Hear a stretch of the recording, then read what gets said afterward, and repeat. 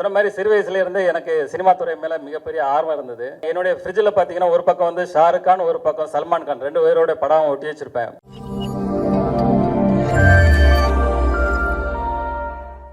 இந்த விழாவிற்கு வருகை தந்திருக்கும் அன்பும் பண்பும் நிறைந்த பத்திரிகை மற்றும் ஊடக நண்பர்கள்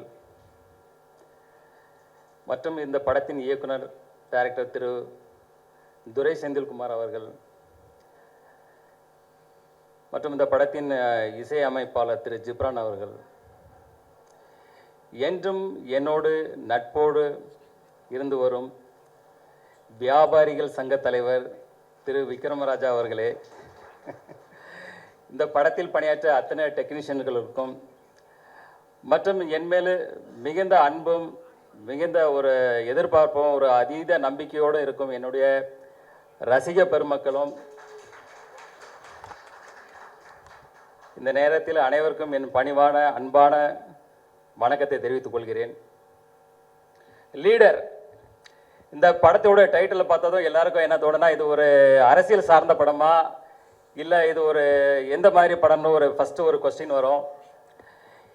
இது வந்து இந்த படத்தில் ஒரு அரசியல் சார்ந்த காட்சிகளோ இல்லை அரசியல் சார்ந்த ஒரு வசனங்களோ ஒரு துளி கூட இதில் கிடையாது. இது முழுக்க முழுக்க ஒரு கமர்ஷியல் என்டர்டைன்மெண்ட் ஃபிலிம். இப்போ இந்த கிளிம்ஸ் பார்த்துருப்பீங்க, இதுதான் இதில் ஒரு சின்ன ஒரு துளி, அதாவது ஒரு சோனா பாத்துக்கு ஒரு சின்ன ஒரு துளி இது மாதிரி இந்த படத்துடைய எசன்ஸ் இதுதான். இதே போல் தான் இந்த படம் வந்து கம்ப்ளீட்டாக ட்ராவல் ஆகும். இந்த படத்துடைய ஸ்டோரி பார்த்தீங்கன்னா, ஒரு சாதாரண ஒரு இன்னசென்டான ஒரு அப்பா பிள்ளை, அவங்க ஒரு சந்தோஷமான வாழ்க்கையை வாழ்ந்துட்டு இருக்காங்க. திடீர்னு அவங்க வாழ்வியில் வந்து பார்த்தீங்கன்னா திடீர்னு ஒரு மிகப்பெரிய ஒரு கேங்ஸ்டர் வந்து அதில் இன்டர்ஃபியர் ஆகிறாங்க. அதுக்கப்புறம் நடக்கிற விஷயங்களை தான் நம்ம டைரக்டர் துரை செந்தில்குமார் வந்து அவ்வளோ அற்புதமாக இதில் திரைக்கதை அமைத்து இன்றைய தலைமுறைகளுக்கு பிடித்த மாதிரியான ஒரு திரைக்கதை அமைக்கிறோம். அதான் முக்கியம். இன்றைக்கி வந்து கதைகள் அதே தான் இருக்கும், இல்லை இயக்கங்கள் அதே தான் இருக்கும். இந்த திரைக்கதை அமைக்கிறது தான் இன்றைக்கி வந்து ஒரு சவாலான விஷயம். இன்றைய ரசிகர்களுக்கு திரைக்கதையை வந்து பிடிக்கிற மாதிரி அவ்வளோ துல்லியமாக, அதாவது படம் ஆரம்பம் முதல் கடைசி வரை ஒவ்வொரு இன்ச் பை இன்ச்சு, ஒவ்வொரு ஃப்ரேம் பை ஃப்ரேம் வந்து நம்ம துரை செந்தில்குமார் அவர்கள் டைரக்டர் வந்து அவ்வளோ அழகாக செதுக்கியிருக்காங்க. அடுத்தது இசையமைப்பாளர் ஜிப்ரான் வந்து பார்த்தீங்கன்னா, இப்போ பார்த்துருப்பீங்க ஒவ்வொரு பேக்ரவுண்ட் ஸ்கோரும் எவ்வளோ ஸ்கோர் பண்ணியிருக்காரு பார்த்துருப்பீங்க. அதே போல் அவருடைய பேக்ரவுண்ட் ஸ்கோர் வந்து இந்த படத்துக்கு மிகப்பெரிய ஒரு பலமாக இருக்குது. அதே போல் படத்தின் கதையோட்டத்துக்கு தகுந்த மாதிரியான சாங்ஸை வந்து இந்த படத்தில் அவர் ரொம்ப அழகாக கொடுத்துருக்கிறாரு. அடுத்தது டிஓபி திரு வெங்கடேஷ் அவர்கள் வந்து பார்த்திங்கன்னா, நாங்கள் வந்து இந்த ஷூட்டிங் வந்து ஃபஸ்ட்டு ஒரு தூத்துக்குடியில் கிட்டத்தட்ட ஒரு 40 டேஸ் பண்ணோம். அதுக்கப்புறம் வெளிநாடான ஜார்ஜியாவில் ஒரு கிட்டத்தட்ட ஒரு 15 டேஸ் பண்ணோம். ஆஃப்டர் தட் ஜெய்ப்பூர், ஊட்டி, அப்புறம் சென்னையில் லாஸ்ட்டு கிளைமேக்ஸ் ஃபைட், அதே போல் எல்லா விஷயங்களும் பண்ணும்போது அப்புறம் அவ்வளோ அற்புதமாக இருக்கும். நீங்கள் வந்து அந்த ஸ்க்ரீனில் பார்க்கும்போது அவருக்கு இந்த படம் வந்து அவர் வாழ்வில் அடுத்த கட்ட உயரத்துக்கு எடுத்துகிட்டு போன்றதில் ஒரு துளியும் சந்தேகம் இல்லை. அடுத்தது வந்து எடிட்டர் வந்து பிரதீப் ராகவ். அவர் பார்த்தீங்கன்னா இப்போது சமீபத்தில் உள்ள படங்களான டிராகன், ஜனநாயகன் போன்ற படங்களில் பணியாற்றினவர். இந்த படத்தை அந்தளவுக்கு கிறிஸ்பாக, அந்தளவுக்கு ஒரு ஷார்ப்பாக ஒரு ரொம்ப அழகாக பண்ணியிருக்காரு. அவருக்கு என்னுடைய வாழ்த்துக்கள். அடுத்தது ஆர்ட் டைரக்டர் துரைராஜ்.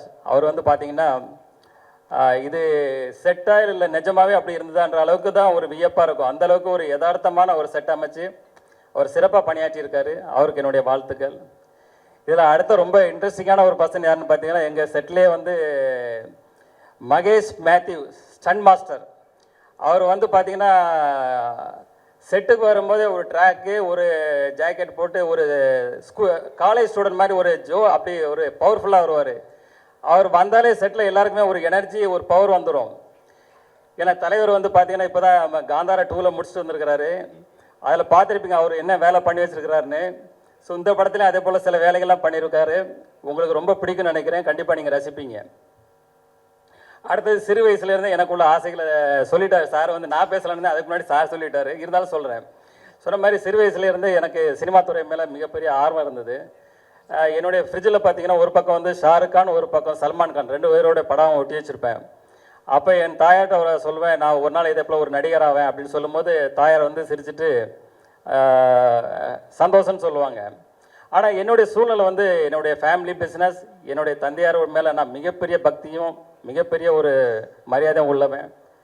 ஸோ என்னுடைய தந்தையார் பிஸ்னஸை நான் அவங்க கூட எடுத்து அவங்க கூட ட்ராவல் பண்ணும்போது என்னுடைய முழுமையாக ஒப்படைச்சி என்னுடைய முழு உழைப்பையும் கொடுத்து, ஏன்னா ஃபஸ்ட்டு பார்த்தீங்கன்னா காலையில் முதல் ஆளாக நான் ஸ்டாஃப் வரதுக்கு முன்னாடி முதல் ஆளாக கடைக்கு போவேன்.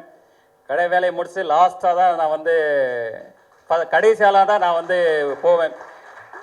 ஆரம்பம் முதல் இன்று வரைக்கும் அதே தான். இந்த படப்பிடிப்பிலும் அதே போல தான். செட்டுக்கு முதல் ஆளாக தான் போவேன், கடைசி ஆளாக தான் போவேன். ஏன்னா அந்தளவுக்கு நான் எதில் இறங்குறனோ அதில் முழு ஃபோக்கஸ்டாக இவனுடைய முழு உழைப்பையும் அதில் இறக்கி செய்வேன். அதுதான் என்னுடைய கேரக்டர். அப்புறம் பார்த்தீங்கன்னா இந்த படத்துடைய கண்டென்ட் வந்து இன்றைக்கி வந்து மக்கள் வந்து ஒரு பக்கம் கண்டென்ட் ஓரியன்ட் படம், ஒரு பக்கம் வந்து மாஸ் ஆக்ஷன்றாங்க. இப்போ நாங்கள் வந்து இதில் இந்த படத்தில் என்ன மெயினாக இது பண்ணியிருக்கோன்னா, ஒரு நல்ல ஒரு கதையம்சம் கண்டென்ட் இருக்கணும், அதே போல் ஒரு மாஸ் எலிமெண்ட்ஸு ஆக்ஷன் சீக்வன்ஸ் இருக்குன்ற மாதிரி இன்றைக்கி எல்லா தரப்பு மக்களுக்கும் இன்றைக்கி உள்ள ரசிகர்களுக்கு பிடிக்கிற மாதிரி இது ஒரு சிறப்பான படமாக இருக்குது. எங்கள் படக்குழுவும் சரி நானும் சரி இதை பார்த்துட்டு மிகப்பெரிய சந்தோஷமும் மிகப்பெரிய சாட்டிஸ்ஃபைடாக இருக்குது. அதே சந்தோஷமும் அதே சாட்டிஸ்ஃபைடும் உங்கள் எல்லாருக்கும் கிடைக்கும்னு நினைக்கிறேன். அப்புறம் சினிமா துறையை வந்து பார்த்தீங்கன்னா இன்றைக்கி வந்து ஒரு தனிநபர் வெற்றி இல்லை, ஒரு படம் வெற்றி அடைகிறது ஒரு தனிநபர் வெற்றி இல்லை. அதாவது சினிமா துறையில் இன்றைக்கி வந்து பலாயிரம் தொழிலாளர் இருக்காங்க. இந்த பக்கம் தேட்டரில் பார்த்தீங்கன்னா கிட்டத்தட்ட அதில் பலாயிரம் தொழிலாளர்கள் வேலை செய்கிறாங்க. ஸோ ஒவ்வொரு படமும் நான் வெற்றி அடையணும்னு நினைப்பேன். ஏன்னா இன்றைக்கி வந்து பலாயிரம் தொழிலாளர்கள் வந்து இப்போ சினிமா துறை கொஞ்சம் இறங்குமுகமாக இருக்குது. இன்றைக்கி பலாயிரம் தொழிலாளர்களுடைய வாழ்க்கையை வந்து கொஞ்சம் அவங்களுக்கும் வேலைவாய்ப்புகள் குறையுது, புதுசாக வர்றவங்களுக்கும் வேலைவாய்ப்பு ஒழுங்கான முறையில் கிடைக்க மாட்டேங்குது. அதனால தான் நான் எப்போவுமே நினைப்பேன் அதில் இருக்கிற எல்லா படங்களுமே வெற்றி அடையணும் அப்படின்னு நினைப்பேன். அதே போல் பத்திரிகையாளர்களை நீங்களும் இந்த சினிமா துறை வளர்கிறதுக்கு உங்களுடைய முழு சப்போர்ட்டையும், அது சினிமா துறை மறுபடியும் எழுச்சி பெறதுக்கு உங்கள் அனைவருடைய சப்போர்ட்டும் வேணும்னு கேட்டுக்கிறேன். இந்த படத்தினுடைய சிங்கிள் வந்து வர்ற 14ஆம் தேதி காதலர் தினத்தன்றி முதல்ல இதை வெளியிடுறோம், முதல் சிங்கிளை. அப்புறம் வந்து பார்த்தீங்கன்னா மார்ச் 6ஆம் தேதி வந்து கிளிம்ஸ் வெளியிடுறோம். அது இதே போல் ஒரு இதோட பவர்ஃபுல் பேக்கடாக இருக்கும். அது நீங்கள் வரும்போது பார்ப்பீங்க. அடுத்தது இந்த படத்தை வந்து ஏப்ரல் மாதத்தில் ரிலீஸ் பண்ணுறதுக்கு எல்லா வேலைகளும் போயிட்டுருக்கு. அதுக்கு முன்னாடி ஒரு 10-12 நாளைக்கு முன்னாடி நாங்கள் வந்து ஆடியோ ஃபங்க்ஷன் வந்து ரொம்ப கிராண்டாக பண்ணணும். அதுக்கான வேலைகளும் போயிட்டுருக்கு. அந்த நேரத்தில் ப்ரெஸ்ஸு உங்கள் முன்னாடி தான் எல்லா இதுவும் நடத்துவோம். உங்கள் எல்லாருக்கும் இப்போவே உங்களுக்கு இன்விடேஷன் பண்ணிடுறேன். எல்லாரும் கலந்து கொண்டு இந்த விழாவை சிறப்பாக செய்யணும்னு இப்போவே வேண்டி கேட்டுக்கிறேன். அதே போல் இந்த ஆடியோ ஃபங்க்ஷன் விழாவில் ரசிகர்களாகட்டும், அதில் நடித்து அதில் ஒர்க் பண்ண எல்லா டெக்னீஷியன்ஸ், அதே போல் ஆல் ஆர்டிஸ்ட் எல்லாருமே அதில் கலந்துக்கிடுவாங்க. அதுக்கப்புறம் தொடர்ந்து படத்துக்கான ப்ரொமோஷன் உங்கள் மீடியா உங்கள் கூட தான் இணைந்து செயல்பட போகிறோம். நீங்கள் எல்லாம் தொடர்ந்து எங்களுக்கு ஆதரவு தரணும். மீண்டும் ஒரு முறை உங்கள் எல்லாருக்கும் நன்றியும் வணக்கங்களையும் கூறிக்கொண்டு உங்களிருந்து விடைபெறுகிறேன். நன்றி, வணக்கம்.